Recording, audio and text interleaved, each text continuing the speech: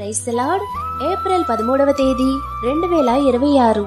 ఈరోజు దేవుని వాగ్దానము. నేను యెహోవా యొద్ద విచారణ చేయగా ఆయన నాకు ఉత్తరమిచ్చెను. నాకు కలిగిన భయములన్నింటిలో నుండి ఆయన నన్ను తప్పించెను. కీర్తనల గ్రంథము 34వ అధ్యాయము 4వ వచనం. శ్రమ వచ్చినా కష్టం వచ్చినా భయపడకుండా శ్రమలలో యెహోవాకు మొర్రపెట్టువారిగా ఉండాలి.